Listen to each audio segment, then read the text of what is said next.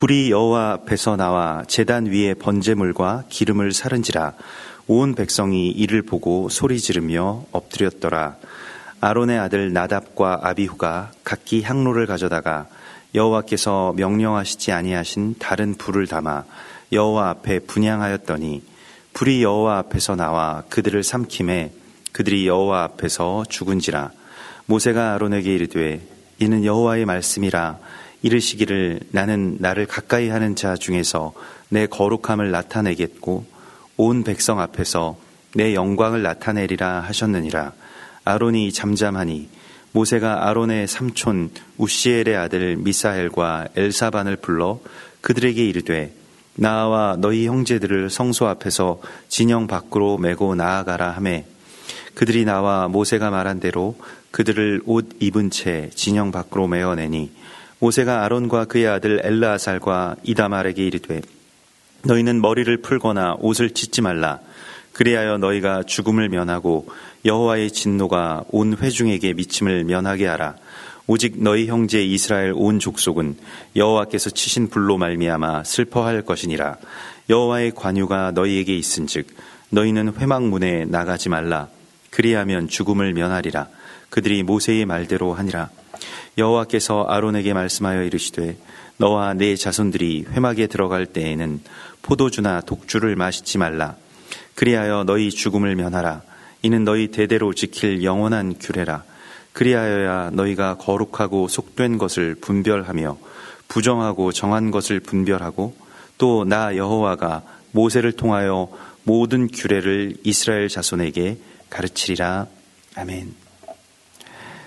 이번 주의 토라 포션의 제목은 쉐미니입니다. 8번째 날이라고 하는 그러한 뜻이죠. 우리가 어제 나누었던 것과 같이 8번째라고 하는 것은 7으로 이제 완성되고 다시 처음으로 돌아가는 것임과 동시에 그 완성의 다음 단계를 또한 우리 가운데 말씀하고 있습니다.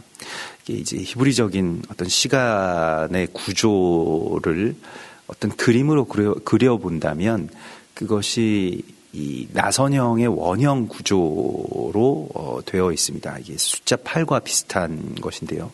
한 그 서클이, 한 그 사이클이 끝나는 그 지점에서 다시 처음으로 돌아가는 것은 이제 그 윤회죠.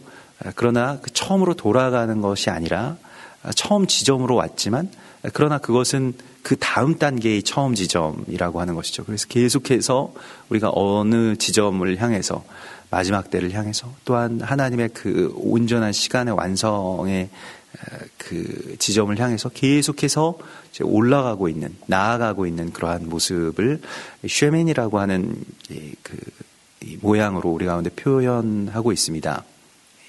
그 마치 이제 히브리 남자들, 특별히 지금도 정통파 유대인들을 보면 이 구렛나루를 아주 길게 길러서 그것을 또 이렇게 마치 그 나선형의 원형 모양으로 이렇게 꼬아서 이렇게 다니는 모습을 보게 되는데 그것이 다 그 토라와 또한 그 토라의 길을 걷는 그 시간을 의미하는 것이기도 합니다. 이것은 또한 그 쉐미니의 의미이기도 하죠. 그래서 하나님께 완전한 봉헌을 드리게 되는 것이 바로 이 8번째 날에 있는 일입니다. 제사장이 처음으로 제사장으로서의 직무를 감당하게 되는 날이고요. 그래서 아론과 그의 아들들이 그 제단에 서서 백성들을 위한 또 백성들을 향한 하나님의 마음을 부어주고 또한 백성들이 하나님께 드리는 예물을 하나님께로 올려드리는 그 중간의 선자의 역할을 그들이 하게 됩니다. 그런데 어찌된 일인지 우리가 오늘 말씀 가운데서 나답과 아비후의 사건을 이제 만나게 되는데 가장 거룩하고 또 제사장의 직무의 첫날에 있었던 이 비극적인 사건을 하나님이 우리에게 오늘 보여주십니다. 먼저는 그들이 하나님의 말씀대로 완전하게 제사장들이 세워졌을 때 하나님께서 하나님의 영광이 그들 앞에 온 백성들 앞에 이제 나타났죠. 그리고 그 하나님의 영광의 형태는 불로써 임하셨습니다. 그래서 오늘 9장의 마지막 절에 불이 나와서 여호와 앞에서 그 제단 위 번제물과 기름을 그렇게 사르는 그 모양을 우리가 보게 됩니다. 아론이 이 미드라시에 보면 이 불이 너무 아주 강렬하게 여호와의 불이 강렬하게 제단 가운데 나왔을 때에 이 두려워서 이 불 곁으로 가지 못하다가 이제 곁에 있던 모세가 권하여서 그 불 곁으로 갔다라고 합니다. 그래서 특별히 이 불을 가지고 또한 기름과 내장들을 불사를 그 불을 받았다라고도 이렇게 이야기를 하는데요. 오늘 이 말씀 속에서 번제물과 기름을 사르는, 그러니까 그 제단의 그 예물들을 사르는 그러한 불의 모습을 우리가 구약 성경에서 몇 번을 보게 되는데요. 특별히 불꽃이 제단에서부터 나와서 여호와의 사자가 제단의 그 불꽃 가운데로 임하시는 그러한 장면을 사사기서 13장에 이 삼손의 아버지였던 마노아가 제단에 그 예물을 드릴 때 그러한 일들이 있습니다. 또 그 이전에도 이제 사사기서 6장에 보면 기드온이 주님께 불을 드릴 때, 무교병을 드릴 때, 고기와 무교병을 여호와의 사자가 지팡이 끝을 내밀어서 그 무교병과 그 고기를 태우는 그러한 장면을 우리가 보게 됩니다. 또한 솔로몬이 성전을 완공하였을 때 하나님께 드리는 그 제단 가운데서 불이 나왔다라고 이렇게 전해지고 있습니다. 이 불이라고 하는 것은 이제 소멸을 의미함과 동시에 또한 어떤 에너지를 우리가 이야기할 때, 오늘날에도 어떤 에너지를 이야기할 때 그 에너지는 다 불과 관계가 되어 있죠. 이것은 이제 양면성을 갖고 있습니다. 심판의 불도 있고, 또한 이 불이라고 하는 것이 이제 예물을 태우고 또 뭐 우리가 음식을 요리할 때에도 이제 불이 꼭 있어야만 하고요. 뭐 추울 때에도 우리의 몸을 따뜻하게 하기 위해서 불이 있어야만 하고, 또 어두울 때에도 어둠을 밝히기 위해서도 반드시 불이 있어야 되는데, 근데 그 불이라고 하는 것을 이제 어느 정도 이상이 되면 그것은 이제 소멸하는 불이 되게 되죠. 그래서 오늘 이 레위기 9장에서의 이 불은 하나님께서 주신 축복으로서의 불이었습니다. 이게 마치 마가의 다락방에 있었던 예수와의 제자들 가운데 임하셨던 그 불꽃과도 같은 그 임재의 불꽃이었죠. 그래서 하나님의 영광을 사람 온 백성들이 보고 소리 지르며 엎드렸더라. 여기서 소리를 질렀다라고 하는 것은 막 무서워서 지르는 그러한 소리가 아니고요. 여기서 소리 지르며라고 하는 것은 라난이라고 하는 그 히브리어인데, 이것은 기뻐해서 지르는 소리를 말합니다. 그러니까 기쁨의 환호였습니다. 하나님이 정말로 우리를 사랑하시고, 이 장면을 보았을 때 하나님이 금송아지에게 그 우상 숭배를 했던 우리에게 이제 다시 주님의 임재를 허락하여 주시는구나 라고 하는 것에 대한 그 기쁨으로 백성들이 다 그렇게 환호하고, 또한 다시 주님 앞에 엎드렸다라고 하는 것이죠. 그래서 율법을 주신 날은, 그러니까 지난 오순절에 그 시내산에서 율법을 주셨던 그 일들은 백성들, 그러니까 신부들과의 어떤 약혼 예식이었다라고 한다면, 이 불을 주신 날은 그러니까 결혼 예식이다라고 그렇게 하면서 기뻐하였다라고 합니다. 히브리서 12장 28절에 그러므로 우리가 흔들리지 않는 나라를 받았은즉 은혜를 받자, 이로 말미암아 경건함과 두려움으로 하나님을 기쁘시게 섬길지니 우리 하나님은 소멸하는 불이심이라 말씀을 하십니다. 두려움과 기쁨이라고 하는 것이 이제 공존하는 그 장소가 바로 성소입니다. 백성들이 기쁨의 환호성을 질렀지만 또한 그들은 자기 자신들을 섬기면서 엎드렸습니다. 이 중요한 개념이라고 할 수 있겠는데요. 그러니까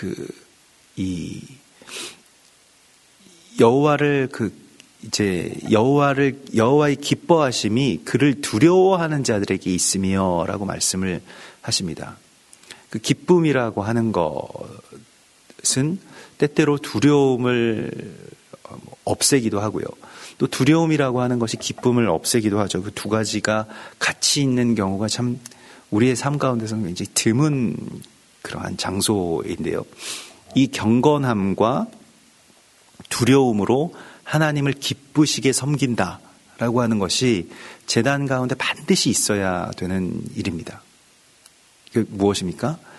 하나님과 그의 임재를 가벼이 여긴다라고 하는 것은 예배 자체를 회파하기도 하고 또한 그 불을 곧바로 소멸하는 불로 변화시키기도 합니다. 우습게 여긴다, 가볍게 여긴다라고 하는 것이죠. 오늘날의 그 자유스러운 어떤 신앙의 모습 가운데서 모든 것이 실용화되고 또 자유롭게 되고 하나님은 그 자유주의 신학자들이 말하는 것처럼 하나님은 은혜가 풍성하시고 끝까지 사랑하시니까 그게 그의 일이니까 우리를 끝까지 용서하신다. 뭐든지 해도 사실 상관없다. 무슨 일을 해도 우리는 이미 구원받았기 때문에 하나님은 매일 은혜를 베푸시는 분이니까 그게 약간 조롱의 그러한 표현과도 같이 느껴지시죠? 그렇게 하나님을 폄하하는 것, 그러니까 두려움이 사라진 어떤 그 신앙, 또 그 믿음, 그 예배, 그것은 굉장히 위험한 상태로 들어가는 것입니다. 그래서 우리가 항상 그렇게 기쁨이 넘쳐날수록 또한 우리 안에 그 스스로 삼가는, 여기서 그 엎드리다라고 하는 것도 자기 자신을 그 땅으로 내던지다라고 하는 뜻이거든요. 스스로 자기 자신을, 그 두려움의 표현, 그러니까 기쁨의 표현이 환호를 지르는 것이기도 했지만, 그러나 이 기쁨이라고 하는 것이 나 자신을 그냥 하나님을 경외하는 것에서부터 이 풀어지게 하는 것이어서는 안 된다는 것입니다. 그래서 우리가 예배 가운데에 그 나아갈 때에도 이 두 가지의 마음을 같이 가지고 그 같이 우리가 이 한 제단 안에 붙들어맬 수 있어야 됩니다. 그래서 제단과 또한 교회와 또 하나님의 임재를 결코 경히 여겨서는 안 된다는 것이죠. 그냥 쉽게 생각해서는 안 된다는 것이죠. 우습게 여겨서는 안 된다는 것이죠. 그래서 하나님이 다 물론 자비로우신 하나님이시고 다 용서하시지만, 그러나 어찌 보면 인격적으로 하나님이 지금 나와 만나시는 이 시간, 또 이 예배 가운데 무언가 이 하나님보다 더 귀한 것들이 있다면, 하나님보다 더 우선하는 것들이 있다면, 그것은 결코 우리가 주님 앞에 엎드리는 것과는 좀 다른 일들일 것입니다.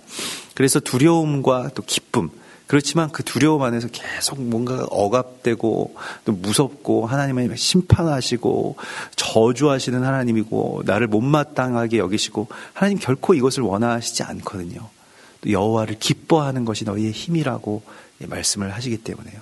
근데 이 두 가지의 어떻게 보면 상충되는 그 이야기가 이 한 시간 가운데 그렇게 공존하게 되는 것, 이것이 바로 두려움과 기쁨으로 하나님 앞에 나아가는 것입니다. 백성들이 환호성을 지르기도 하고 엎드리기도 하고, 이 두 가지가 같이 일어났다는 것이죠. 그래서 그 창세기 17장 17절에서 아브라함이 엎드려 웃으며 마음속으로 이르되 백세된 사람이 어찌 아이를 갖겠습니까? 예. 아브라함이 그 말씀을 들었을 때 물론 복된 소식이기도 하고 어떻게 보면 기가 막힌 말씀이기도 한데, 이제 100세가 돼서 뭐 어떻게 아이를 낳겠습니까? 라고 하였을 때, 그렇지만은 그는 그 앞에 또한 엎드렸습니다. 그래서 하나님이 한 번 더 하나님이 그 일들을 하시겠다라고 말씀하셨을 때 그는 그것을 받아들였죠. 계속 웃기만 하진 않았습니다. 또한 우리가 하나님 앞에 나아갈 때 그래서 마찬가지로 이러한 두려움과 또 기쁨으로 하나님 앞에 나아갈 수 있어야 되겠습니다. 이것이 또한 제사장에게 주신 사명이라는 것이죠. 근데 10장에 보면 이제 이 제사장이 세워진 이 첫째 날, 제사장이 직무의 첫째 날에 나답과 아비후가 각기 향로를 가져다가 여호와께서 명령하시지 아니한 다른 불을 담아서 여호와 앞에 분향하였다라고 이렇게 말을 하고 있습니다. 각기 향로를 가져다가라고 하는 것이죠. 그들의 각자의 다른 향로들을 가지고 왔다라고 하는 것입니다. 제단의 불이 아닌 그 각기로 번역된, 그러니까 그 자신들의 불을 가지고 왔다는 것이죠. 실은 나답과 아비후가 이 자신들의 각기 향로를 가져올 수밖에 없었던 이유가 있을 수도 있습니다. 근데 이 불이라고 하는 것은 레위기 16장 12절에 보면 분향단에 있는 불꽃, 그러니까 그 향로에서 불을 가져와서 향로를 가져다가 여호와 앞 제단 위에서 피운 불을 그것에 채우고 또 곱게 간 향기로운 향을 두 손에 채워가지고 휘장 안으로 들어가서 여호와 앞에서 분향하여 향연으로 증거기의 속죄소를 가리게 하라. 그래서 이 제단 위에서 피운 그 불을 가져다가 성소로 들어가게 되어 있습니다.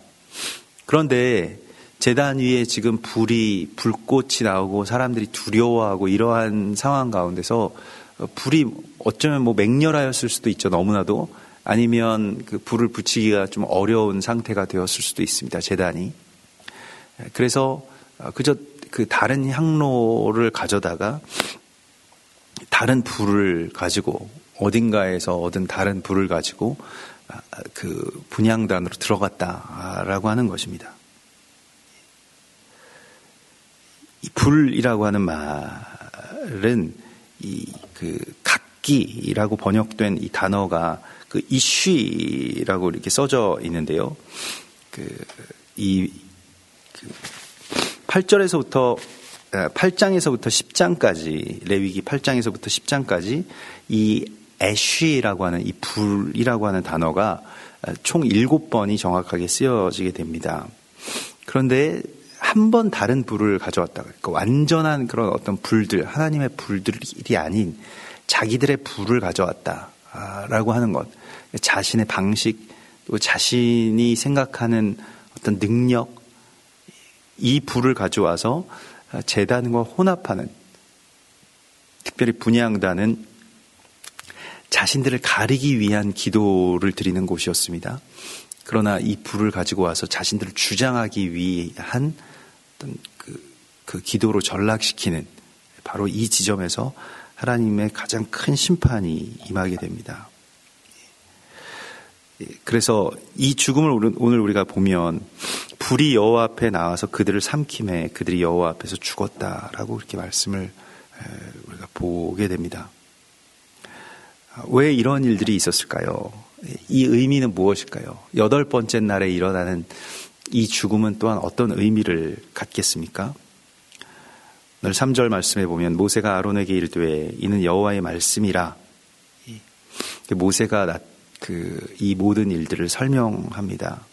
하나님께서 모세를 통해서 말씀을 하십니다. 나는 나를 가까이 하는 자 중에서 내 거룩함을 나타내겠고, 그러니까 너희는 나에게 가장 가까이 있는 자이기 때문에 나의 거룩함의 통로가 되어야 된다라고 말씀을 하시고요. 온 백성 앞에서 내 영광을 나타내리라. 그래서 가까이 있는 자, 카로브, 하나님께 그 고르반, 카르반, 이게 다 접근할 수 있는 권한을 가진 자들을 통해서 하나님의 거룩과 영광을 나타내신다라고 말씀을 하십니다.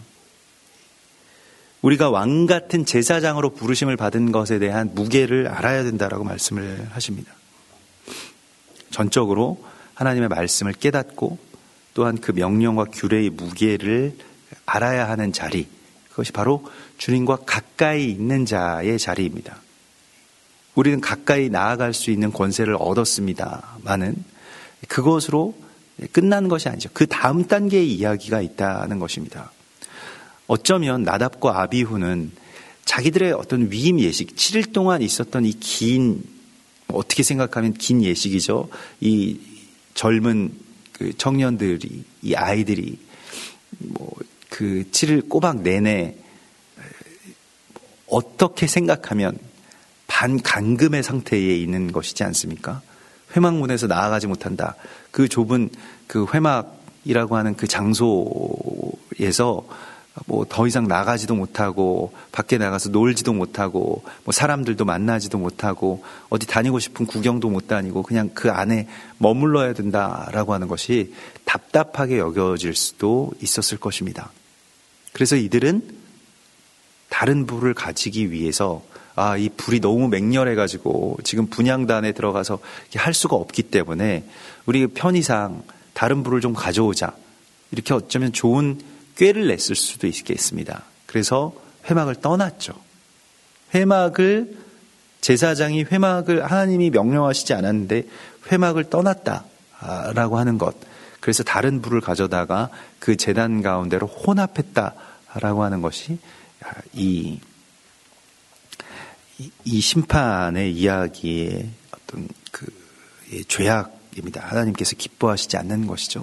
그래서 우리가 흔히 그 혼합주의 또한 하나님의 것과 또 우상의 것 또 아니면 세상의 것을 이렇게 섞는 그 일들을 나답과 아비후가 다른 불을 들이려고 하는 시도와 같이 볼 수 있겠습니다.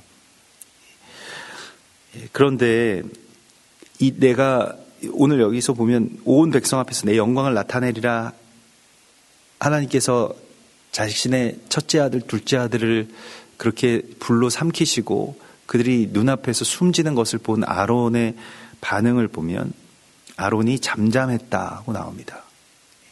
아론이 이 죽음을 그대로 하나님의 섭리로 받아들입니다. 이 장면이 굉장히 어떻게 보면 중요한 장면인데요. 오늘 이 10장의 아론의 이 반응들을 보게 되면 우리가 그 뒤에도 나옵니다만은 아론은 이것을 하나님이 마땅히 하셨어야 되는 일로 그렇게 여깁니다. 자신의 어떤 인간적인 슬픔에 삼켜지지 않고 하나님의 뜻에 온전하게 순종하는 이런 모습을 보게 됩니다. 아론은 그 아들을 잃은 그 제사장, 그 아들을 잃은 아버지의 마음을 이 제사장의 길 가운데서 받게 됩니다. 이 슬픔이라고 하는 것, 아들을 잃은 아비의 슬픔이라고 하는 것이 실은 모든 예배자들의, 모든 제사장들의 마음이어야 된다라고 주님 말씀하십니다.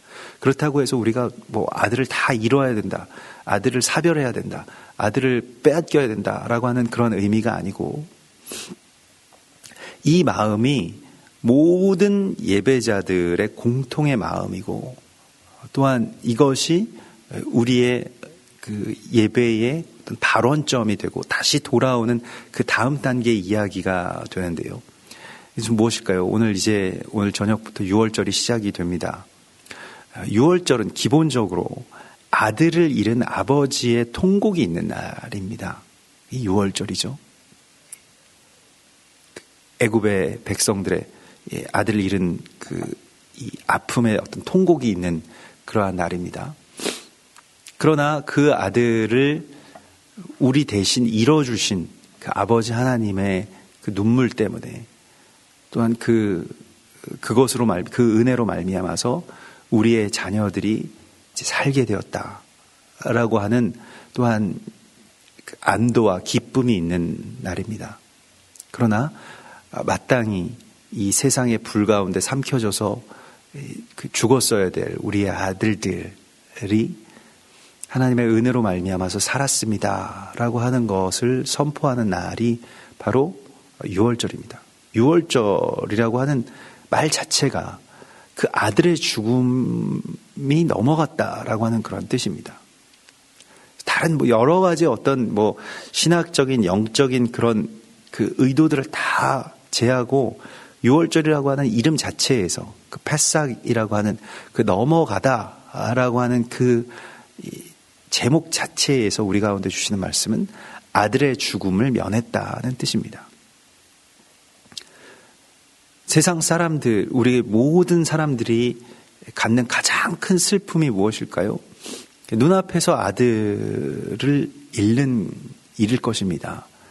그 일이 실제로 일어났죠. 근데 아론의 마음이 어땠겠습니까? 사람으로서, 아비로서의 아론의 마음이 어땠을까요? 그러나 그는 그 마음, 또 그 슬픔 가운데서 하나님을 봅니다. 그리고 하나님 아버지의 마음이 무엇인지를 그가 보게 되었던 것이죠. 종교적인 어떤 예식 가운데 아무런 감정이나 느낌 없이 그냥 이 예식을 행하는 제사장의 모습이 아니라 아들을 잃은 그 절절한 슬픔에 목매이지만 그러나 그럼에도 그 슬픔 속에 자신이 삼켜지지 않고 다시 주님의 뜻에 순종하는 그 예배자의 모습을 이 안에서 우리가 만나게 됩니다. 그리고 아론의 그 삼촌 우시엘의 아들 미사엘과 엘사반을 불러서, 그러니까 그 사촌들을 불러서 이제 그들에게 이 나답과 아비후의 시신을 메고 나아가라고 하죠. 남은 제사장들, 그러니까 아론의 남은 아들들과 아론은 그 형제와 자녀의 시신에 접근할 수조차 없었습니다. 왜냐하면 제사장이 시신에 접근하는 것은 아주 엄격하게 금지가 되었는데요. 이 시신과 접촉한다라고 하는 것은 제사장은 생명의 사명을 해야 되기 때문에 이 죽음의 시신을 이렇게 접촉하게 되는 것 자체를 금지했다는 것입니다. 그래서 이러한 상황 가운데서 미사엘과 엘사반이 대신 그 시신을 치워주게 되고요. 미사엘이라고 하는 그 이름의 뜻이 누가 하나님과 같은가, 누가 주와 같으랴라고 하는 그 질문입니다. 또한 엘사반이라고 하는 것은 엘리차판이라고 해서 그것은 우리를 숨겨주시는, 보호해주시는 하나님이라고 하는 뜻이죠. 이 시신을 가지고 그들이 나아가게 되는데요. 특이한 점은 그들이 옷을 입은 채로 진영 밖으로 나아가게 됐다는 것입니다. 우리가 일반적으로 생각할 때 불이 그 사람을 살라서 죽을 정도가 되었으면 옷은 이미 다 타고 없어졌어야 되는데 옷은 그대로였다라고 하는 것이죠. 여호와의 불이라고 하는 것이 바로 이러한 모습으로 표현이 되고 있습니다. 그리고 너희는 특별히 모세가 아론과 그의 아들 엘라살과 이다말에게 머리를 풀거나 옷을 찢지 말라. 그러니까 이것은 일반적인 죽음으로서 그 죽음에 대한 애도나 슬픔을 너희가 표현할 수 없다라고 말씀을 하십니다. 그리하여 너희가 죽음을 면하고 여호와의 진노가 온 회중에게 미침을 면하게 하라. 여호와께서 치신 불로 말미암아 슬퍼하라. 이렇게 말씀을 하십니다. 그러니까 나의 형제가 죽은 것으로, 나의 아들이 죽는 것으로 슬퍼하지 말고 여호와께서 지금 불을 내리셔야만 하는 이 심판에 대한 슬픔만을 가지라는 것입니다. 누가복음 23장 28절에서 예수께서 십자가를 지고 올라가시면서 그들을 향하여 이르시되 예루살렘의 딸들아 나를 위하여 울지 말고 너희와 너희 자녀를 위하여 울라. 우리가 오늘날 울어야 되는 이유는 나 자신에 대한 어떤 자기의 연민으로 인하여서 울어서는 안 됩니다. 이것은 애통이 아니죠. 이건 그냥 자기 연민입니다. 모든 사람들이 자기 자신을 불쌍히하고 나는 왜 이런 처지에 빠졌을까?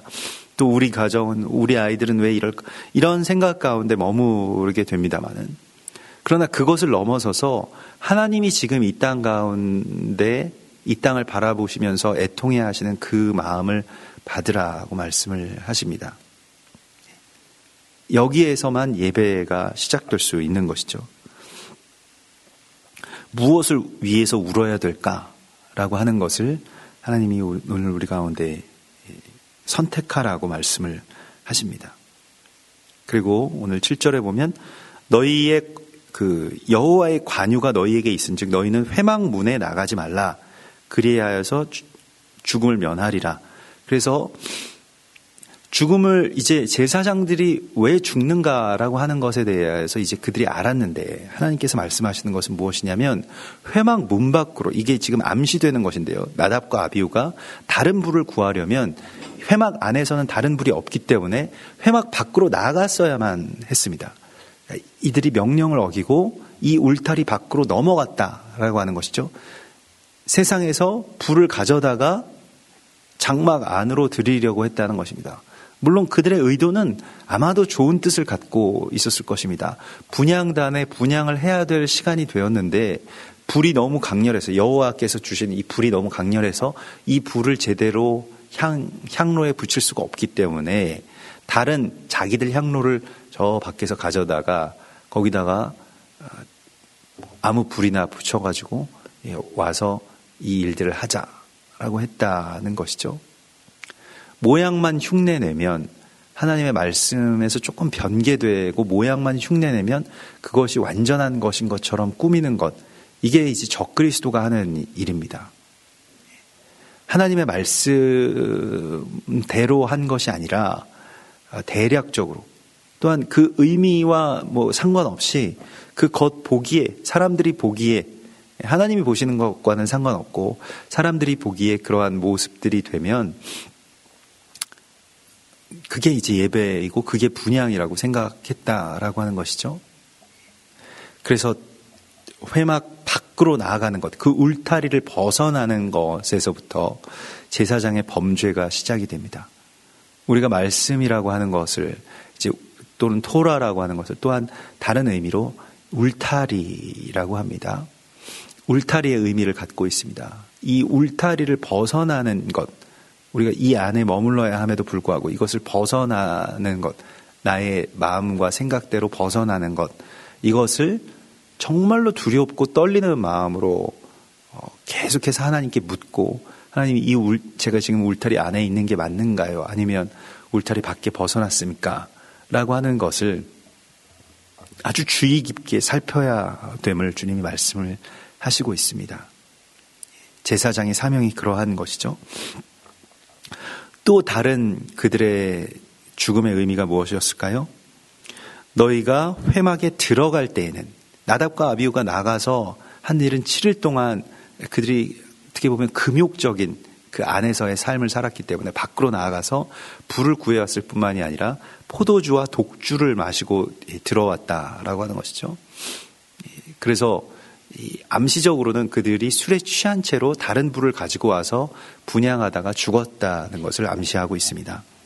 그래서 회막에 들어갈 때에는 포도주나 독주를 마시지 말라. 그리하여 너희 죽음을 면하라 라고 말씀을 하시고 있습니다. 포도주나 독주라고 하는 것에 있어서 에베소서 5장 18절에서 술 취하지 말라. 이는 방탕한 것이니 오직 성령의 충만함을 받으라 라고 말씀하시죠. 그러니까 무엇인가 이 술이라고 하는 것은 이 세상의 것에 이들이 취해서 하나님의 말씀 안으로 들어올 그 길을 잃어버렸다라고 하는 것을 말합니다. 이 취한다라고 하는 것을 우리가 잘 생각해 보면 그 단어의 의미를, 우리 한국말의 의미를 잘 생각해 보아도 무엇에 취했다라고 하는 것은 무엇입니까? 그것을 우리의 심정으로, 우리의 풀어헤친 어떤 심정으로 예배하고 있다는 것을 말합니다. 내가 여기에 그냥 취해버려가지고 하나님을 예배하는 것을 잃게 되는 것, 그것이 다 세상의 술입니다. 성경에서는, 에베소서에서는 그런즉 어리석은 자가 되지 말고 오직 주의 뜻이 무엇인가를 이해하라. 그러니까 주의 뜻이 무엇인지를 이해할 수 없는 그 상태가 무엇에 취했기 때문이라고 말씀을 하십니다. 그리고 그 앞절에는 세월을 아끼라, 때가 악하니라. 이것은 무엇일까요? 시간을 그냥 관리를 잘하라는 말씀입니까? 아닙니다. 세월을 무엇 때문에 아껴야 됩니까? 주님을 예배하고 또 주님께 나오고 주님의 시간 또 주님께 헌신할 수 있는 그러한 시간이 점점 없어지죠. 오늘날의 교회와 모든 선교단체의 가장 큰 문제가 무엇일까요? 성도들과 청년들이 너무 바빠졌다는 것입니다. 예전보다 교회에 나올 시간이 없고요. 예배 드릴 시간이 없습니다. 조금 길게 또 조금 더 시간을 들여서 하나님께 헌신할 수 있는 사람들이 없어졌다는 거예요. 왜 그럴까요? 사단은 우리의 시간을 훔쳐가려고 합니다. 그래서 바쁘게 만들죠. 하나님을 예배할 시간, 하나님의 말씀을 잠잠하게 묵상할 수 있는 그런 시간들을 없애버립니다. 왜 시간이 우리가 없어졌을까요? 뭔가 대단한 일을 옛날보다 하기 때문에 그러한 것이 없어졌을까요? 그렇지 않습니다. 하찮은 일, 허튼 일, 다른 불들을 보기 위해서 시간이 없는 겁니다. 정말 시대가 발전한 것 같고 정말 많은 사람들이 되게 바쁘게 살아서 무엇인가 큰 걸 이룬 것 같은데 실제로는 그러한 것이 오히려 더 퇴보되고 있는 것이죠. 다른 불 때문에 그렇습니다. 다른 불에 취했기 때문에 그렇습니다.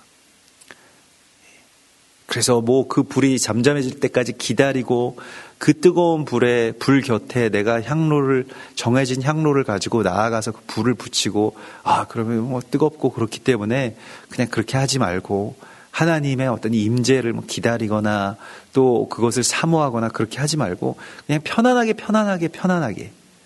그래서 예배도 굉장히 인스턴트식으로 됐고요. 그리고 우리도 더 이상 하나님께 별걸 기대하지 않죠. 그래서 우리가 아주 자세히 주의하여서 이것을 보아야 되고요. 계시록 17장에는 큰 음녀가 음행의 주에 취해서 비틀거리는 모습을 보게 됩니다. 그래서 이 여자가 그 음행의 포도주에 취해 있더라. 근데 교회의 모습이기도 하죠.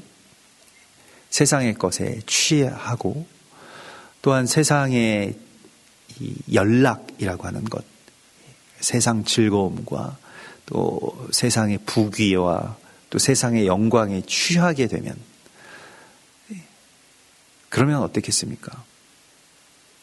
나답과 아비후가 잠깐 회막을 벗어났을 때 어떤 일들이 있었을까요? 그들은 왜 술에 취하게 되었을까요? 우리는 알 수 없습니다만은 그러나 온 회중들 가운데서 그들은 굉장한 사람들로 임명이 되었습니다. 오늘날로 치면 말하자면 아주 출세한 거겠죠. 예전에 친구들과 파티를 했을 수도 있습니다. 오랜 감금의 그 시간 끝에 그들의 마음이 풀어졌을 수도 있을 것입니다. 그래서 성경은 우리에게 선줄로 생각하는 자는 넘어질까 주의하라고 말씀을 하십니다. 마지막 때에 우리에게 정말 중요한 말씀입니다. 특별히 내가 옳은 일을 하고 있다라고 생각하는 자들에게 주시는 말씀입니다. 자기의 사역에 취해서 하나님이 주신 불이 아닌 다른 불을 드릴 수 있다라고 하는 것에 대해서 우리가 깊이 주의해야 됩니다. 나답과 아비후의 죽음을 통해서 지금 우리 가운데 주시는 경고의 말씀입니다. 특별히 사역자들에게 이런 일들이 많이 일어납니다. 자기 자신에게 취해버리는 거예요.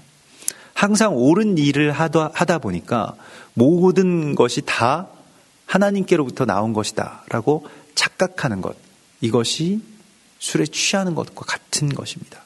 하나님 그렇게 말씀하시지 않았고 하나님의 뜻이 그게 아닌데도 불구하고 내가 매일 하나님의 말씀에 따라서 또한 사역을 하고 또 설교를 하고 그렇게 하다 보면 다 하나님께로부터 나에게 왔다라고 생각하는 어떤 착각이 있는 것입니다. 그러나 말씀에서부터 하나님의 제단에서부터 그 불에서부터 그 임재로부터 온 것이 아닌 다른 것은 그저 하찮은 것이라고 하는 것을 우리가 알아야 됩니다. 그래서 너희가 거룩하고 속된 것을 분별하고 부정하고 정한 것을 분별하고 모든 규례를 이스라엘 자손에게 가르치라. 이렇게 다시 한번 회복의 말씀을 주시는데요. 나답과 아비후의 죽음이라고 하는 이 큰 사건, 이 아들의 죽음이라고 하는 이 어마어마한 슬픔에 삼켜지지 말고 너희가 지금 깨달아야 되는 것은 무엇이냐면 거룩하고 속된 것을 분별하고 부정하고 정한 것이 분별할 수 있는 것, 그것을 주님이 말씀을 하십니다. 지금 오늘날 우리에게 가장 필요한 기도이고 또한 가장 필요한 능력입니다. 무엇이겠습니까? 오늘날의 세상에서는 나답과 아비후가 그렇게 했던 것처럼, 여러분 불을 보시면 이 불이 제단에서 나온 불인지 불이라고 하는 것이 다 똑같죠. 이 불이 그냥 불로서 뜨겁기만 하고 모든 것을 태울 수 있으면은 또 향을 붙일 수 있을 정도의 불이라고 하는 것은 어디에서나 또 얻을 수 있다라고 생각할 수도 있겠습니다. 우리가 지금 이 시대에 오늘 하나님이 우리에게 말씀하시는 게 분별하라 계속 말씀을 하시고 있습니다. 자신의 취한 사람들은 분별할 수가 없어요. 그냥 자기의 생각대로 살아갑니다. 분별이라고 하는 것은 무엇입니까? 자기 판단을 내려놓을 때만 생깁니다. 자기 판단을 내려놓고 하나님 앞에 겸손하게 엎드릴 때만 분별이 오는 것이지, 내 생각대로 이건 이런 거야 라고 끝내버리는 경우가 너무나, 오늘날의 세상의 사람들의 가장 큰 재단은 실은 다 자기 자신입니다. 이미 분별이 다 끝나 있죠. 내 생각으로. 그리고 하나님은 이렇다. 내 분별을 지지하신다. 라고 하는 그 종교에 빠져 있다는 것입니다. 나답과 아비후가 가벼이 생각했던 것들처럼 그렇습니다. 마지막 때에는 거짓 교사들이 많이 일어나고요. 이 우리가 정말로 주님의 뜻대로 분별하는 것을 혼탁하게 하는 일들이 너무 많이 일어납니다. 특별히 중요한 시기에 그러하죠. 지금 이 6월절의 시간 가운데로 들어갈 때 이 분별을 혼탁하게 하는 많은 미혹들이 일어날 것입니다. 가장 거룩하고 역사적인 시간 가운데 이 쉐미니의 그 지점 가운데로 들어가려고 할 때, 다음 단계로 나아가려고 할 때 이 분별을 혼란스럽게 하는 일들이 생긴다라고 하는 것입니다. 마지막 때에 일어나는 가장 일반적인 일입니다. 거짓 교사들이 일어나고요. 저마다 자기들이 진리를 갖고 있다라고 외칩니다. 이럴 때 다른 불들을 우리가 들이지 않도록 주의해야 됩니다. 하나님의 뜻이 무엇인지를 물어야 되고요. 성경 안으로 돌아가야 되고요. 내 뜻을 필사적으로 버릴 수 있어야 분별을 할 수 있습니다. 그러니까 분별한다라고 할 때 착각하는 것이 있는데 내가 자세히 생각해 본다? 아닙니다. 내가 이전까지 생각했던 그 모든 생각들 지금 소멸하는 불에 다 태우고 주님의 마음, 주님의 뜻, 그것을 겸손하게 엎드려서 구하는 것입니다. 내 방법들, 이때까지 내가 써왔던 그런 방식들을 이제 포기하는 것입니다. 내가 취해왔던 것들, 아니면 내가 이거 좋은 방법이라고 생각했던 그 모든 것들을 다 태워 없애야 하나님의 분별이 우리 가운데 임하십니다. 이 분별 가운데로 나오라고 주님이 말씀하시고 있습니다. 우리가 이 분별이 지금 없기 때문에 이 나라도 너무나도 혼탁하고 다 자기의 것이 옳다라고 해서 남을 정죄하는 그 지점 가운데로 들어가고 있죠.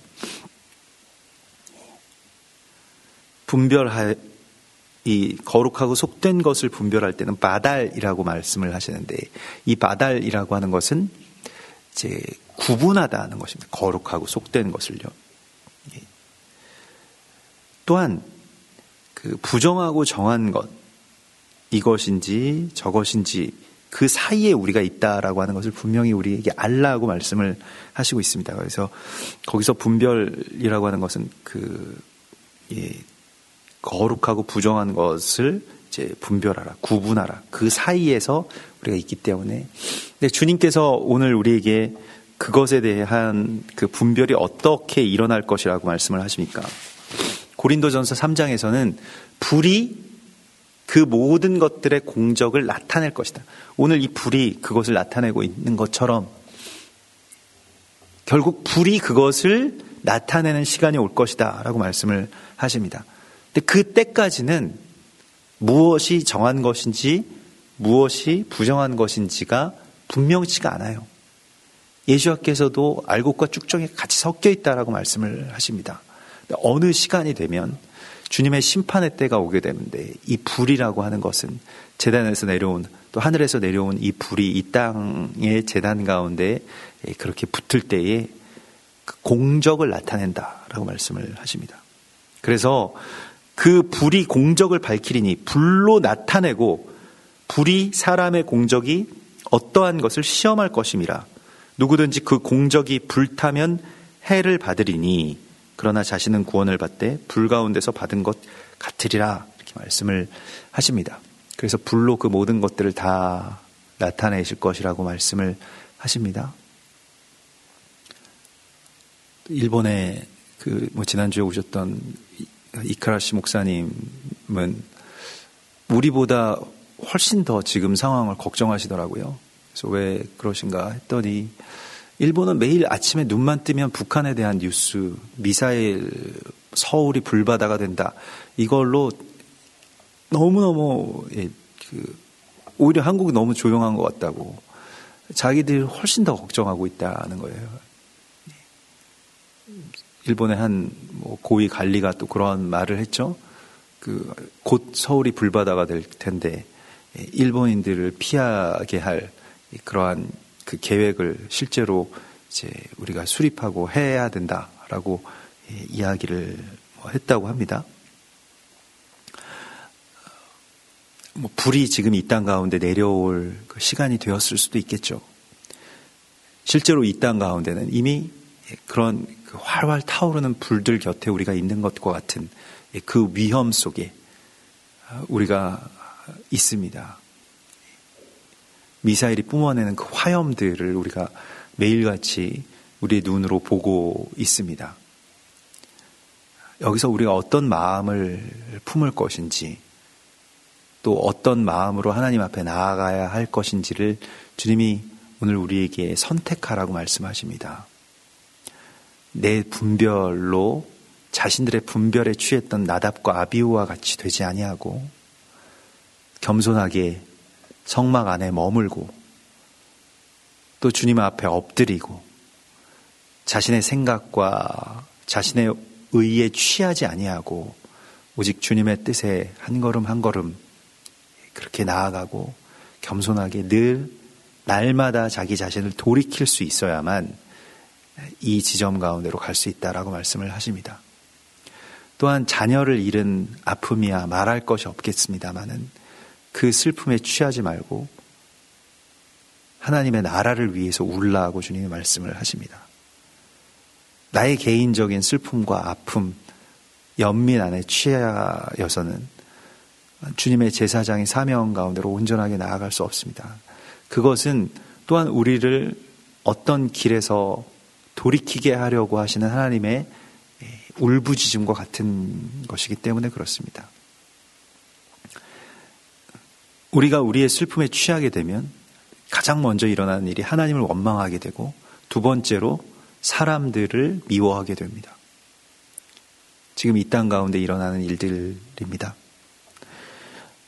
오늘 우리에게 오직 주님의 불이 우리의 제단 가운데 임하시고 나의 마음과 특별히 우리의 생각 속에 임하셔서 나의 모든 이전에 내 분별이 다 태워지고 주님의 분별이 온전하게 되는 그러한 다음 단계의 이야기가 이 땅 가운데서 또 우리 안에서 선포되게 되기를, 성취되게 되기를 소망합니다. 우리 같이 기도하겠습니다. 우리 오늘 주님을 붙들면서 특별히 6월절을 기다리고 오늘 저녁부터 시작되는 그 6월절을 준비하는 시간입니다.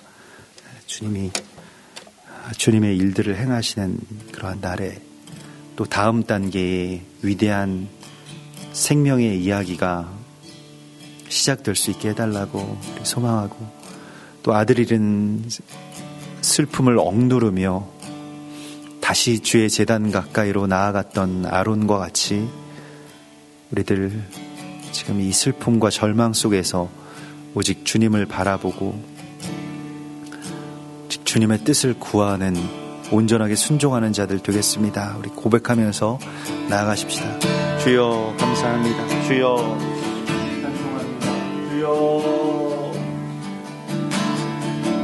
주여 누워서 나를 내켜놓고 아버지여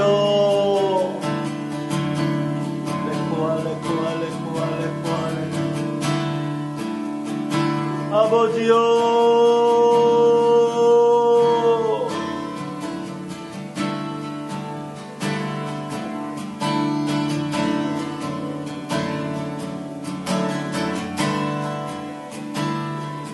아버지여 레코아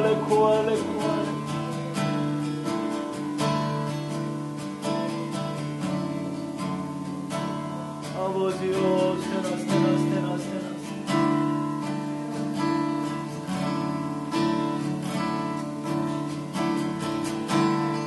주여 레코아